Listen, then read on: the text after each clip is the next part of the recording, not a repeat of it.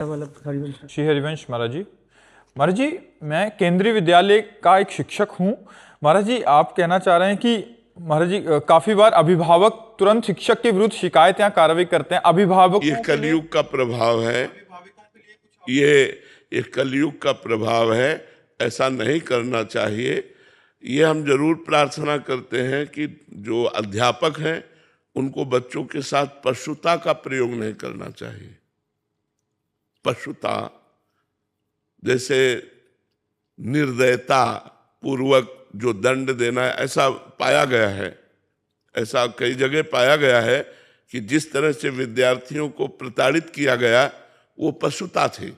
बकाया वो सब ऐसे नहीं होते, और बिना शासन के कोई भी विद्यार्थी उत्तम विद्यार्थी नहीं बन सकता। अगर अभिभावक लोग विद्यार्थियों को डांटने पर, विद्यार्थियों को थोड़ा सा दंड विधान करने पर, टीचर को धमकाते हैं, तो वो ये समझ ले अपने बच्चे के भविष्य पर हम पानी फेर रहे हैं, अपने बच्चे को हम उद्दंड बना रहे हैं, अपने बच्चे को वो साहस दे रहे हैं। ऐसा नहीं करना चाहिए। बिना डांट के उस अवस्था में पढ़ाई में मन नहीं लगता, तो अभिभावक जनों को ऐसा नहीं करना चाहिए। और ये कलयुग का प्रभाव, कभी ऐसा नहीं हुआ। घर वाले जाकर और बोले हैं कि आप इसको डांटिएगा, आप इसका जीवन बनाइएगा, ना कि आप डांट नहीं सकते, आप बोल नहीं सकते, तो आप तैयार रहिए। वैसे उद्दंड बच्चे हो जाएंगे कि वो आपको भी गाली देंगे और आपको भी पीटेंगे, घर से निकाल देंगे। महाराज, माँ बाप मानने के लिए तैयार ही नहीं होते कि हमारा बच्चा ऐसा कर सकता। हाँ, इसीलिए वो आगे सब मान जाएंगे। जब उनके साथ व्यवहार होगा वो मान जाएंगे। आजकल के बच्चे कितने उद्दंड होते जा रहे हैं, जबकि विद्या विनयम ददाति, विद्या विनय प्रदान करती है, नम्रता प्रदान करती है। बच्चे उद्दंड होते चले जाते हैं। माता पिता से बच्चे बच्चियां कहते हैं आप अपना देखो, हम सब देख लेंगे। ये क्या है? तो ये वही फल हुआ जो डांटने फटकारने का अवसर आपने नहीं दिया। छोटे से बच्चे को जब डांट फटकार मिलती है। एक बार एक बच्चे ने पेंसिल चुराई, पेंसिल, और माँ से बोला माँ पेंसिल चुरा के लाया हूं। तो उसने कहा शाबाश, लिखने के काम आएगी। वही चलकर सुल्ताना डाकू हुआ। सुल्ताना डाकू का चरित्र दिखाया था, और जब उसको अंग्रेजों ने फांसी देने की बात कही तो पूछा तुम्हारी आखिरी इच्छा क्या है? तो उसने कहा मुझे मेरी माँ से मिला दो। तो उन्होंने सोचा मात्र प्रेम के कारण। जब माँ मिली तो दांत से नाक काट लिया। तो अंग्रेजों ने पूछा ऐसा क्यों किया? बोले अगर पेंसिल पहली बार चुराई थी और ये थप्पड़ मार देती तो आज मैं फांसी पे न चढ़ता। जिसने कहा बहुत अच्छा, तो मैंने समझा अच्छा कार्य है, तो मैं चोरी करने लगा। आज सुल्ताना डाकू हुआ, इतना बड़ा डाकू की फांसी की सजा मिल रही, उसका मूल कारण मेरी माँ है। तो अगर माता पिता बच्चे को शासन नहीं करने देते तो अपने बच्चे के भविष्य को बिगाड़ रहे हैं। पक्की बात। ये आपका ही नहीं, कई अध्यापक प्रिंसिपल आ चुके जो ऐसा प्रश्न कर चुके हैं। तो ये बात जरूर है, हम उन माता पिता से प्रार्थना करते हैं कि जो बच्चों के साथ पशुता का व्यवहार करते हो आप उनका विरोध कीजिए, लेकिन जो बच्चों को धार्मिक और आध्यात्मिक लौकिक शिक्षा में प्रवीण बनाने के लिए कुछ शासन करते हैं, लेकिन हम इस बात का भी विरोध करते हैं कि पशुता का प्रयोग नहीं करना चाहिए। बच्चे हैं, उनको नॉर्मल दंड देना चाहिए। खड़े हो, चलो यहाँ खड़े रहो, थोड़ा भय दिखा दिया, अब मार उसको पशु की तरह व्यवहार करना ये ठीक नहीं। कुछ ऐसे होते हैं जो मतलब निर्दयता का, ऐसा नहीं है। बच्चे पढ़ाई में अगर चूक करते हैं तो उनको बहुत मृदु दंड दिया जाता है, कठोर दंड। कोई वो चोर थोड़ी है। अच्छा, वो सयाने नहीं है। 10 वर्ष, 12 वर्ष, 15 वर्ष, 16 वर्ष, 18 वर्ष, ये सब कोमल अवस्थाएं हैं। तो ऐसे बच्चों को खड़ा कर दिया, सबके सामने थोड़ा सा डांट दिया, ये ऐसे चलेगा। अब अगर इसका भी विरोध होगा तो फिर वो उद्दंड तो हो ही जाएंगे। बहुत उद्दंड हो जाते हैं, बहुत बच्चे उद्दंड हो जाते हैं। और आज का जो बच्चा उद्दंड है उसका कारण यही, न माता पिता का शासन, न शास्त्र का शासन, न संतों का शासन, न टीचर का शासन।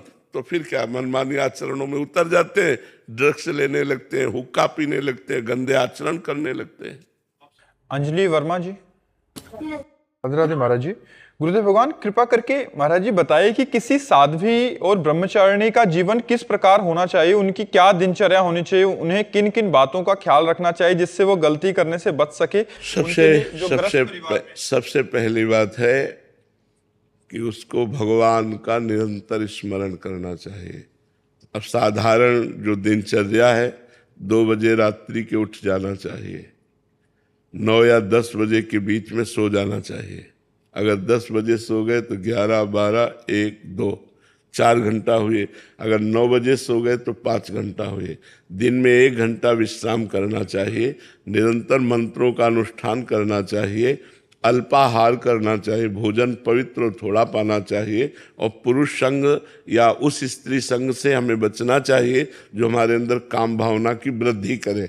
जिसके संग से हमारे अंदर काम भावना जागृत हो, हमको बचना चाहिए। हमें पवित्र जीवन निर्वाह करना चाहिए और निरंतर भजन परायण रहना चाहिए, तभी हम निकल सकते हैं। अगर कुसंग रहा तो फिर नहीं निकल पाएंगे। कुसंग में फिर वो एक नाटक मात्र रहेगा ब्रह्मचारिणी का। ब्रह्मचारिणी तभी रह सकती है जब ऐसे पुरुष और स्त्री के संसर्ग का त्याग कर दे जिससे काम की वृद्धि होती है, और अल्पाहार करे और कम सोए, कम बोले, कम देखे, कम प्रपंच से संबंध रखे और निरंतर भगवान का भजन करे, तो वो सतरतिसा लोकांतार्यति, वो स्वयं तर जाती है, स्वयं तर जाती है, लोगों को भी तार देती है। तो अपने कुल का भी पावन करने का सौभाग्य मिलेगा। पर ऐसा चले तब है, बहुत कठिन है, बहुत कठिन है। इसलिए हम कहते हैं कि पूरा जीवन हो गया हमको 13 वर्ष की अवस्था से बाबा जी बने, तो हम जानते हैं कि ये मार्ग कितना कठिन है। जब एकांत में हो और कोई अपना नहीं है और मन जब परेशान करता है, उस समय की स्थिति कोई नहीं, कोई मनोरंजन नहीं, किसी से कोई मित्रता नहीं, कोई शत्रुता नहीं, कोई मनोरंजन नहीं, बहुत कठिन जीवन है। वैराग्य अगर असलियत में देखो तो कदम कदम पे कठिन जीवन है वैराग्य का जीवन। और बैलेंस बना के चलो तो फिर क्या है, फिर तो कोई बात नहीं कि कुछ भोग भी भोग लिए और तो वो बात अलग है। लेकिन अगर असलियत में वैराग्य में चलो तो बड़ा कठिन जीवन है। तभी उसको सारा जगत नमस्कार करता है। भाई जगत नमस्कार क्यों करता है? इसीलिए तो करता है कि कठिन जीवन से, कठिन तपस्या से पार होकर वो जगत मंगल करते हैं, इसलिए जगत तुमको नमस्कार करता है। तो ब्रह्मचारिणी जीवन बड़ा कठिन जीवन है। भगवान कृपा करें, जो चलते हैं उनको सहयोग करें, क्योंकि साल 2 साल आप कहो ब्रह्मचर्य रहो तो रह लेंगे। आजीवन आजीवन ब्रह्मचर्य रहना कोई खेल तमाशा समझते हो? अब जैसे आपको भूख लगी, आपने भोजन पा लिया, तो आपने भूख का कष्ट कहाँ झेला? जब भूख लगे और भोजन ना पाओ और भोजन सामने हो, तब आपको पता चलेगा कि भूख का क्या कष्ट होता है। ऐसे अपने लोगों को पूरा जीवन इस बात का, लेकिन उन सब चाहतों को काट कर केवल भगवान के लिए चलना असलियत में। अरे बैलेंस बना के चलना वो एक अलग पाखंड है, वो तो फिर नाटक है, कुछ भी करो। लेकिन असलियत में चलना बहुत कठिन कार्य है। असलियत में बहुत कठिन कार्य है, ये बहुत कठिन कार्य है। भगवान रक्षा करे जो जो इस मार्ग में आए हैं, और भगवान सहयोग करते हैं तभी निकल पाता। नहीं, बहुत कठिन मार्ग है। पूर्व जन्मों के संस्कारों से प्रेरित होकर वो भोग के लिए आकर्षण, अब उस जलन को सहना, तभी तो महात्मा कहा जाता है। इस सबको आत्मा कहा जाता है, लेकिन उसको महात्मा कहा जाता है, महान आत्मा, क्योंकि उसने हर कष्ट को सहा, हर सुख को छोड़ा।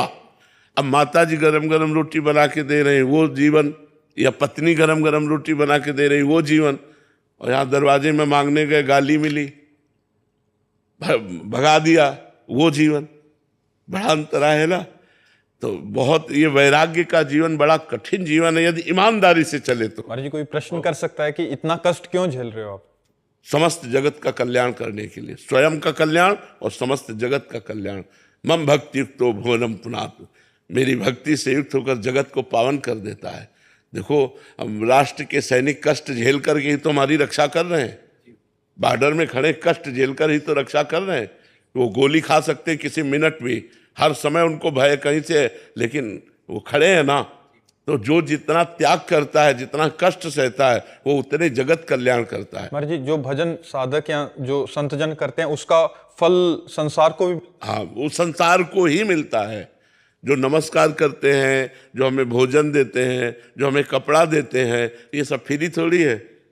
हमारा भजन उनके पास जाता है। महाराज जी, आज तक जगत का कल्याण क्यों नहीं? जिसने अपना कल्याण करना चाहा उसका कल्याण हो गया, जो अपना कल्याण नहीं करना चाहता उसका कल्याण नहीं हुआ। आज भी देखो, जो कल्याण करना चाहते कल्याण में है, जो अपना कल्याण नहीं करना चाहते वो नहीं होगा। जगत का मतलब पृथ्वी का कल्याण थोड़ी होना है, तुम्हारे माइंड का कल्याण होना है। तुम अपना माइंड अगर हमारी बात पर दोगे तो तुम्हारा कल्याण हो जाएगा, तुम अपना माइंड अगर संसार में दोगे तो कल्याण नहीं होगा। भगवान के रहते हुए भी दुर्योधन भगवान की बात पर ध्यान नहीं देता था, तो उसका कल्याण हुआ क्या? नहीं हुआ ना। तो अपने माइंड को हमें संतों की बातों में लगाना, तभी कल्याण होगा। जो चीज़ हमने 10 वर्ष में अनुभव की वो हम 1 सेकंड में आपको बता रहे हैं। आप आदर सहित उसको स्वीकार करें और चल दें तो आपका कल्याण हो जाएगा, और आप ना स्वीकार करें तो नहीं कल्याण होगा। समझ रहे ना हमारी बात? पारसमणि रखी हुई है और लोहा ना छुए तो सोना नहीं बनेगा, अगर छू जाए तो सोना बन जाएगा। संत जन है, उनकी हम आदर सहित प्रणिपातेन प्रश्न, साष्टांग दंडवत और श्रद्धा के साथ उनकी बात को हम माने तो कल्याण। देखो लाखों लोगों का परिवर्तन हो रहा है कि नहीं हो रहा है? समाज का अपने परिवर्तन हो रहा है। तो जो बात मान रहे हैं उनका परिवर्तन हो रहा है, जो नहीं मान रहे हैं उनका परिवर्तन नहीं हो रहा है। ऐसे ही भगवान के अवतार के समय था, जो भगवान की बात मानते थे, भगवान को भगवान मानते थे, उनका कल्याण हो गया, और जो भगवान को भगवान नहीं माने उनका कल्याण नहीं हुआ। दुर्योधन भगवान को भगवान ही नहीं मानता था, तो भगवान उपदेश करते थे तो वो समझता था पांडव के पक्ष से, भगवान तो समदर्शी है। संधि कराने भी गए, दुर्योधन ने बंदी बनाने की कोशिश की भगवान को, तो भगवान ने विराट रूप दिखाया कि तू क्या बंदी बना सकता है मेरे को। तो ये बात है, अगर आप सुधरना चाहें तो संतों के पास भी रहकर आप सुधर नहीं सकते।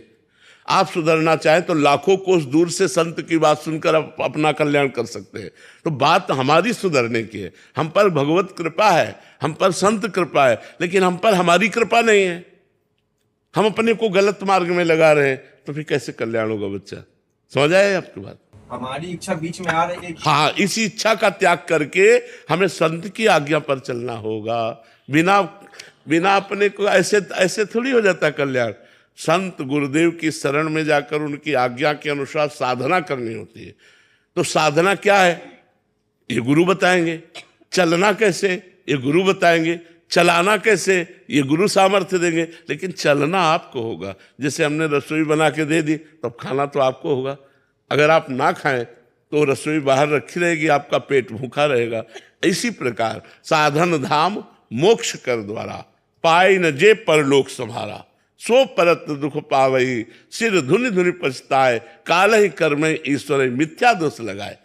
काल कर्म और ईश्वर को झूठा दोष लगाकर वो प्रमाद स्थिति में मनमानी आचरण करके, तो ये भगवान की इच्छा नहीं, आपकी वासना है।